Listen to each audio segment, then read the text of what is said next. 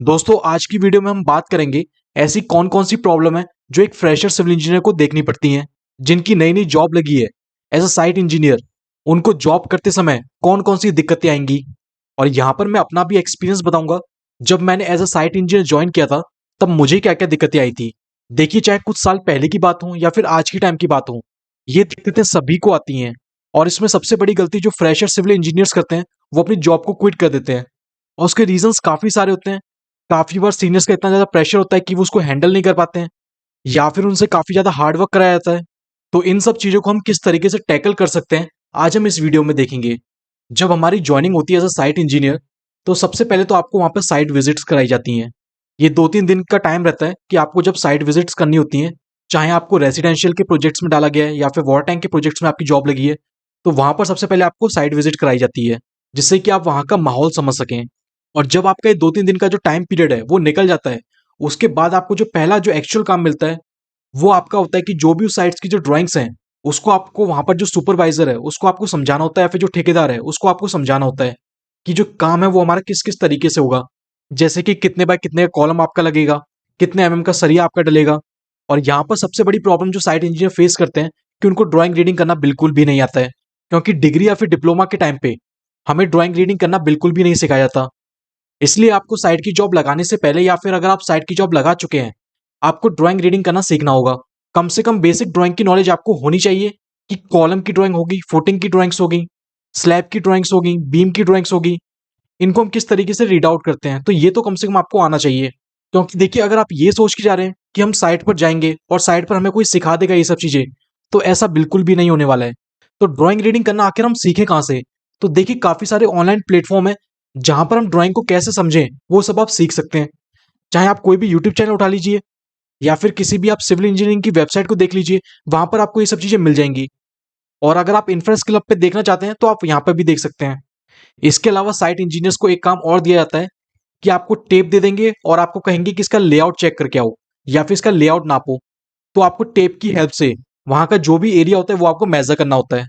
तो इस तरीके जो भी छोटे छोटे काम होते हैं, जो भी माइनर काम होते हैं, वो आपको दे दिए जाएंगे। ज्यादा बड़ा काम आपको ऐसा कुछ नहीं मिलेगा। तो ये 2-3 काम है जो हमें साइट पर दिए जाते हैं। लेकिन यहाँ पर जो सबसे बड़ी दिक्कत आती है वो आती है मटेरियल आइडेंटिफिकेशन में। जो भी नए नए फ्रेशर्स होते हैं, जब वो साइट पर जाते हैं तो उन्हें मटेरियल की पहचान करने में काफी मुश्किल आती है। उन्होंने बीटेक में पढ़ा तो होता है कि जो हमारे स्टील बार्स होते हैं वो हमारे 8 mm, 10 mm, 12 mm इस तरीके से आते हैं।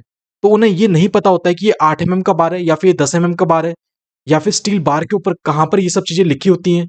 तो इन सब चीजों में उन्हें काफी दिक्कत आती है। इसके अलावा जो हमारी सैंड होती है, ये हमारी कोर्स सैंड है या फिर फाइन सैंड है, कौन सी बढ़िया होती है, ये सब चीजें भी उन्हें नहीं पता होती हैं। इसके अलावा एक दिक्कत और हमें काफी देखने को मिलती है कि जो हम बीटेक में टेक्निकल टर्म्स पढ़ते हैं, वो काफी जगह साइट्स पर यूज में नहीं ली जाते हैं, खासकर जो साइट की जॉब होती है उनमें। क्योंकि वहां पर जो मिस्त्री होते हैं या फिर जो सुपरवाइजर्स होते हैं, वो उनकी जो भाषा होती है उसमें वो बात करते हैं। जो फ्रेशर्स होते हैं वो एक गलती और करते हैं कि अगर उन्हें कोई भी चीज समझ में नहीं आ रही है तो वो अपने सीनियर से नहीं पूछते हैं, आपको जाके उनसे अपने डाउट्स क्लियर करने हैं। इसके बाद जो साइट इंजीनियर्स को इश्यू आता है वो आता है लेबर को हैंडल करना। देखिए, सुनने में तो बड़ा आसान लगता है कि लेबर को हैंडल ही तो करना है हमने, सिर्फ उनको बता देना है कि उन्होंने क्या क्या काम करना है, वो कर देंगे उस हिसाब से। लेकिन ये इतना आसान बिल्कुल भी नहीं होने वाला है आपके लिए। देखिए, अगर आप उनसे गुस्से में या फिर अगर आप कड़क आवाज में उनसे बात करेंगे, तो वो थोड़ा भी टाइम नहीं लगाएंगे और आपकी साइट को छोड़ के चले जाएंगे। और अगर वो साइट छोड़ के नहीं भी गए, तो आपको जो आउटपुट मिलेगा वो बहुत ही कम मिलेगा। मतलब वो बहुत धीरे धीरे काम करेंगे, अपने हिसाब से काम करेंगे, आप बोलते रहिए फिर कुछ भी। लेकिन यहाँ पर आपको एक बात और ध्यान देनी है कि ऐसा नहीं है कि उनसे ज्यादा ही प्यार से आप बात करने लग जाएं। अगर आप ऐसा भी करेंगे तो वो बिल्कुल ही आउटपुट देना बंद कर देंगे, वो भी आराम से अपना बैठे रहेंगे।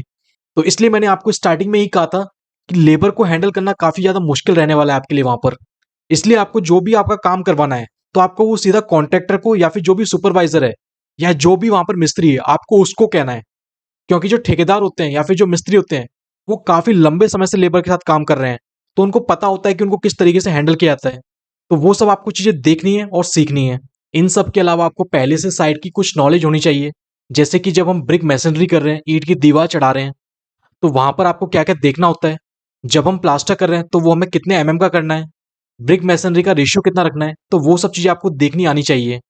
इसलिए अगर आप स्टूडेंट हैं और अगर आप बीटेक परस्यू कर रहे हैं, तो जो भी आपका ट्रेनिंग पीरियड का जो टाइम मिलता है, 3rd सेमेस्टर बाद या फिर जो फाइनल ईयर में मिलता है, वहां पर आपको प्रॉपर साइट विजिट करनी है। लेकिन जो मोस्टली स्टूडेंट्स होते हैं वो गलती क्या करते हैं, वो साइट विजिट प्रॉपर बिल्कुल भी नहीं करते हैं। 2 घंटे जाते हैं, वापस आ जाते हैं, बस देख लेते हैं हाँ ये काम हो रहा है। उनको अपनी रिपोर्ट्स बनानी होती हैं, फोटोज चाहिए होती हैं, वो खींच के रिपोर्ट्स बना के तैयार कर देते हैं। तो देखिए वो बीटेक का सबका एक अलग रहता है। तो देखिए आपको प्रॉपर साइट विजिट करनी है। अगर आप चाहते हैं कि बाद में ये सब दिक्कतें आपको नहीं देखनी पड़े, तो अभी से ये सब चीजें सीखिए। और इन सब के अलावा आप ये भी कर सकते हैं कि अगर आपके घर के आसपास कहीं भी कंस्ट्रक्शन का काम चल रहा है, चाहे वो G+1 स्टोरी का ही काम हो, तो वहां पर भी जा सकते हैं, देख सकते हैं। तो उससे भी आपको काफी ज्यादा नॉलेज मिलेगी, काफी कुछ आपको सीखने को मिलेगा। बाकी आप यहाँ पर हमारी वीडियोस को देख सकते हैं, आपको साइट विजिट की पूरी जानकारी मिलेगी। और जैसे ही आपके ऊपर से फ्रेशर का टैग हट जाएगा, उसके बाद आपको कुछ और एडवांस काम मिल जाते हैं। जैसे कि आपको बिलिंग का काम दे दिया जाएगा कि आप बिलिंग का काम कीजिए। उसके लिए आपको एस्टिमेट कॉस्टिंग आना चाहिए, बीबीएस आना चाहिए। यहाँ पर आपको जो कॉन्ट्रैक्टर होता है, सीधा आपको उसके साथ डील करना पड़ता है। तो ये सब चीजें आपको देखने को मिलेंगी जैसे जैसे आप ग्रो करते जाएंगे। तो आज की वीडियो में सिर्फ इतना ही। Thank you.